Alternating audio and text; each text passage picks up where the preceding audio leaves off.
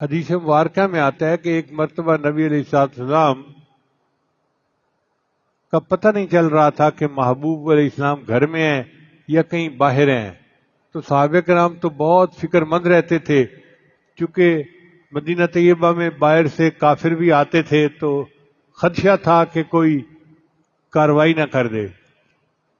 تو ابو ہریرہ نے کہتے ہیں کہ ہم لوگ فکر مند ہوئے کہ نبی علیہ السلام گھر میں بھی نہیں، کہاں ہیں، ہم تلاش میں نکلے تو کہتے ہیں کہ ایک انصاری کا باغ تھا کھجوروں کا، میں اس باغ میں گیا، دروازہ تو تھا دوسری طرف، اس کا جہاں سے پانی نکلتا تھا نا وہ ذرا سوراخ بڑا تھا، میں اس سوراخ کے اندر سے جو ہے نا باغ کے اندر چلا گیا تو میں نے دیکھا کہ نبی السلام تشریف فرما ہے، میں خوش ہو گیا، اے اللہ کے حبیب صلی اللہ علیہ وسلم ہم آپ کو ڈھونڈ رہے تھے، آپ کہاں ہیں، شکر ہے کہ آپ خیریت کے ساتھ یہاں موجود ہیں۔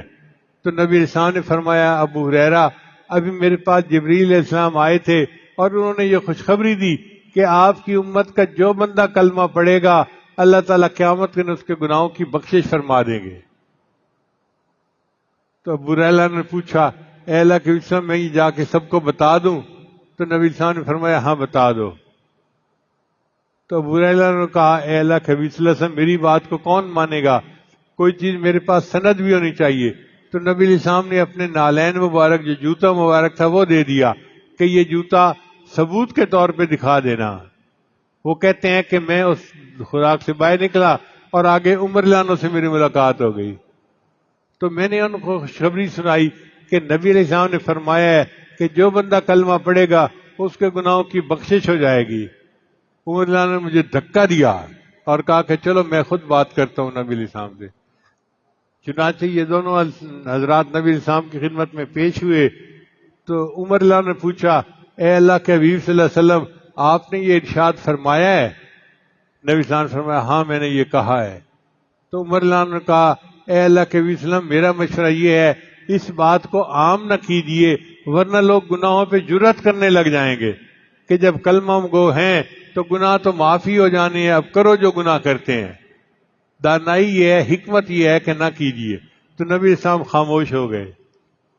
تو خاموشی اپنی جگہ، مگر خوشخبری تو امت کو مل گئی نا کہ کلمہ پڑھنے پر اللہ تعالیٰ بندے کے سب گناہوں کو معاف فرما دیتے ہیں۔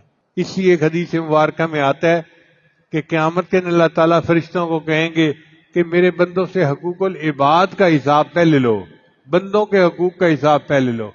تو بندوں کے حقوق کا حساب لیا جائے گا۔ جب بندوں کے حقوق ہو جائیں گے تو اللہ تعالیٰ فرمائیں گے اب کیا بچا؟ فرشتے کہیں گے اللہ اب صرف تیرا حق باقی ہے۔ اللہ فرمائیں گے مجھے اپنے ان بندوں سے حساب لیتے حیا آتی ہے، جس نے بھی کلمہ پڑھا اس کو کہو کہ وہ جنت میں داخل ہو جائے۔ ربما یود الذین کفروا لو کانوا مسلمین، یہ وہ وقت ہوگا جب کافر بھی تمنا کریں گے کاش ہم نے بھی کلمہ پڑھا ہوتا۔